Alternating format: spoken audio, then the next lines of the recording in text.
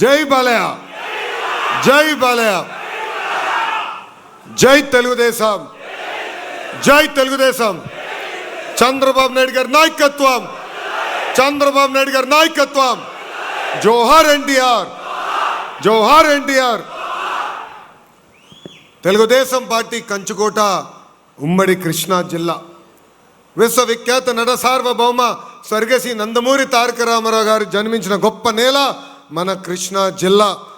దివ్యసీమ ఉప్పెన్న వచ్చినప్పుడు జోలు బట్టి ప్రతి గడప దొక్కి కృష్ణా జిల్లా ప్రజలకి నిలబడిన గొప్ప వ్యక్తి మన అన్న నందమూరి తారక రామారావు గారు.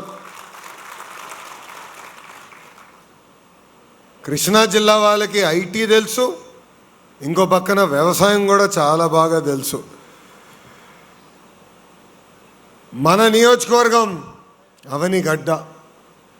అవనిగడ్డ అనేది తెలుగుదేశం పార్టీ అడ్డా. పార్టీ ఆవిర్భావం నుంచి 7 సార్లు మనం గెలిచాం. 6 సార్లు తెలుగుదేశం పార్టీ జెండా పైన గెలిచాం. మన జరిగిన ఎన్నికల్లో ఎన్డీఏ జెండాతో మనం కైవసం చేసుకున్నాం. 7 సార్లు మనం గెలిచామంటే వేదిక మీద ఉన్న పెద్దలు మేము కాదు, వేదిక ముందున్న తెలుగుదేశం పార్టీ కష్టం ఉంది. ప్రతిపక్షంలో ఇక్కడికి వచ్చా. ఆనాడు మన అన్ని రకాలుగా ఇబ్బంది పెట్టారు, కానీ తెలుగుదేశం పార్టీ కార్యకర్తలు మటుకు భయపడలేదు. నాడు నేడు ఎప్పుడు మన నినాదం ఒకటే, తగ్గేదే లేదు. నేను ఎప్పుడొచ్చినా ఒక ప్రేమతో నన్ను మీరు పలకరిస్తారు.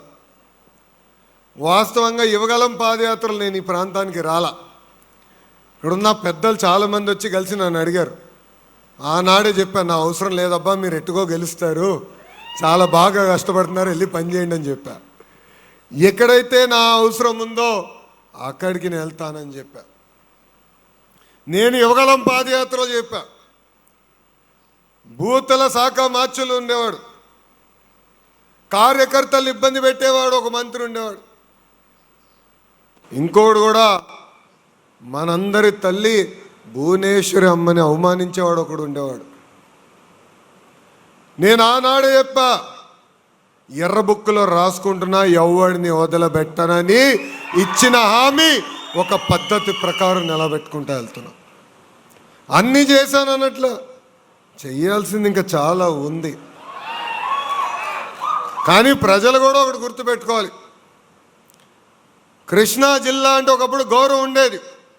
కృష్ణా జిల్లా నుంచి నాయకులు వచ్చారంటే అబ్బా సభాష్ అనేవారు. అలాంటిది 2019 నుంచి 24 మధ్యన బూతులు మాట్లాడే నాయకులు వచ్చారు, మహిళల్ని అవమానించే నాయకులు వచ్చారు. దానివల్ల మన కృష్ణా జిల్లా పరువు పోయింది. ఇది ప్రజలకి మనందరం చెప్పాల్సిన బాధ్యత ఉంది. 2025లో జరిగిన మహానాడులో మారుతున్న కాలానికి పార్టీ ఐడియాలజీలో కూడా కొంత మార్పు రావాలని నేను ప్రతిపాదించా. 6 శాసనాలు తీసుకొచ్చాం. దాంట్లో తొలి శాసనం కార్యకర్తలే మా అధినేత. మీ అందరూ చూశారు, మన జరిగిన పార్టీ ఆవిర్భావ దినోత్సవం అప్పుడు కేంద్ర మంత్రి అయిన రామ్మోహన్ నాయుడు కింద కూర్చున్నారు, రాష్ట్రంలో ఉన్న అనేక మంత్రులు కింద కూర్చున్నారు. మన జాతీయ అధ్యక్షులు పక్కన కూర్చుంది తెలుగుదేశం పార్టీ కార్యకర్తలు. మార్పు మన దగ్గర మొదలవ్వాలి. వేదిక మీద ఉన్న మేము కానీ, వేదిక ముందున్న మీరు కానీ భూమిపైన మనం శాశ్వతం కాదు, కానీ తెలుగుదేశం పార్టీ అనేదే శాశ్వతం. వ్యవస్థని బలోపేతం చేసేదానికి మనందరం అహర్నిశలు కష్టపడాల్సిన అవసరం ఉంది. మనందరం చూసాం, ఒక తోట చంద్రయ్య వాళ్ళ నాయకుడికి జైగొట్టు, వాళ్ళ పార్టీకి జైగొడితే వదిలేస్తానని చెప్పారు. మెడ పైన కత్తి పెట్టి మరీ చెప్పారు. ఆయన తోట చంద్ర ఒకే మాట అన్నాడు, జై తెలుగుదేశం, జై చంద్రబాబు అని ప్రాణాలు కోల్పోయారు. ఈరోజు నేను గర్వంగా చెప్తున్నా, చట్టాల్ని సవరణ చేశాం. ఏకంగా కొత్త చట్టాన్ని తీసుకొచ్చి శాసనసభలో ప్రవేశపెట్టాం. ఆ చట్టాన్ని కౌన్సిల్ తీసుకెళ్తే వైకాపా నాయకులు తిరస్కరించారు.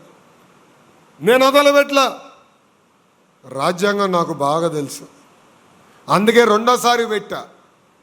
వాళ్ళు ఆపలేకపోయారు. తోట చంద్రయ్య కొడుక్కి శాశ్వత ప్రభుత్వ ఉద్యోగం ఇచ్చిన ఘనత తెలుగుదేశం పార్టీ. ఒక అంజిరెడ్డి తాత, గుర్తున్నాడా మా తాత? ఇప్పుడు కూడా మీసాలు అలానే మెయింటైన్ చేస్తాడు. మంజుల గారు, విజయవాడకు చెందిన చెనుపాటి గాంధీ గారు అనేక అవమానాలు ఎదుర్కొన్నారు. గాంధీ గారు అయితే ఒక కంటి చూపు కూడా పోయింది. ఎంతోమంది కష్టపడ్డారు, ఎంతోమంది పోరాడారు. చివరికి చంద్రబాబు నాయుడు గారిని కూడా జైలుకి పంపించే రోజులు మనందరం చూసాం. మీ లోకేష్ పైన కూడా 23 కేసులు పెట్టారు. అటెంప్ట్ మర్డర్ కేసు పెట్టారు, ఎస్సీ ఎస్టీ కేసు పెట్టారు. కానీ యువగలం పాదయాత్ర ప్రారంభించిన రోజు నుంచి చెప్పిన, నేను ఆగను రాబా, ఎన్ని కేసులు పెడతారో పెట్టుకోండి అని. నేను అనుకునేవాడిని నా పైన చాలా బాగా కేసులు ఉన్నాయి, 23 కేసులు ఉన్నాయి అనుకున్నా. తర్వాత మన జేసీ ప్రభాకర్ రెడ్డి గారు వచ్చారు. మనవడా నీకే ఉన్నాయి అబ్బా, నా పైన 96 కేసులు నేను. ఆయన అబ్బా 96 కేసులే గొప్ప అనుకున్నా. తర్వాత బండి సంజయ్ గారు ఉన్నారు, తెలంగాణలో బీజేపీ పార్టీకి చెందిన ఎంపీ గారు, ఇప్పుడు కేంద్రంలో మంత్రి గారు. ఆయన ఇంటికి భోజనంగా వస్తే నేను ఏదో నవ్వుతాను, అన్న ఎన్ని కేసులు? ఏం పెద్ద లేదబ్బా 107 కేసులు అన్నాడు. అంటే ఎంత కష్టపడ్డారు, ఎంత పోరాడారు. ప్రభాకర్ పెద్ద కేసులు తక్కువ ఉన్నాయిలే, 100 పైన లేవులే. అంటే ఎంత పోరాడారు, ఎంత కష్టపడ్డారు. ఆ పోరాటం వల్లనే ఈరోజు పసుపు జెండా రెపరెపలాడుతుంది. అందుకే ఈరోజు మనందరం అధికారంలోకి వచ్చాం. ఇది మనం గుర్తుపెట్టుకోవాలి. ఇది మీ అందరికి ఎందుకు చెప్తున్నానంటే, ప్రతిపక్షంలో ఉన్నప్పుడు బాగా పోరాడుతాం, యుద్ధం చేస్తాం, అన్ని రకాల యుద్ధం చేస్తాం. పార్టీ లోపల చేస్తాం, ప్రతిపక్షంలో అప్పుడు అధికారంలో ఉన్న వాళ్ళపైన యుద్ధం చేస్తాం. అధికారంలోకి వచ్చినది అందరూ రిలాక్స్ అయిపోతాం. అధికారులు సెల్యూట్ కొడతారు కొంతమంది. ఎక్కడికి వెళ్ళినా కాలర్ ఎగరేసుకుని వెళ్తాం, కష్టకాలాలు మర్చిపోతాం. ఏదో పొరపాట్లు జరిగితే అలుగుతాం, ఇంట్లో పడుకుంటాం. దానివల్ల నష్టపోయేది మనమే, ఆంధ్ర రాష్ట్ర ప్రజలు. 5 సంవత్సరాలు నరకం అనుభవించాం. బయటికి కూడా రానిలా, చంద్రబాబు నాయుడు గారు రానిలా, నన్ని రానిలా, వేదికమైన పెద్దలు రానిలా. సుభాష్ను అయితే అన్ని రకాలుగా ఇబ్బంది పెట్టారు. తూర్పుగోదావరి జిల్లాలో అందరిని ఇబ్బంది పెట్టారు. ఉపాధి హామీ బిల్లు ఇచ్చేదానికి మేము ప్రయత్నిస్తే దాన్ని కూడా ఇబ్బంది పెట్టారు. గురుమూర్తి గారు పర్సనల్గా తీసుకుని ఆనాడు పోరాడి చేశారు. అందరం కష్టపడ్డాం.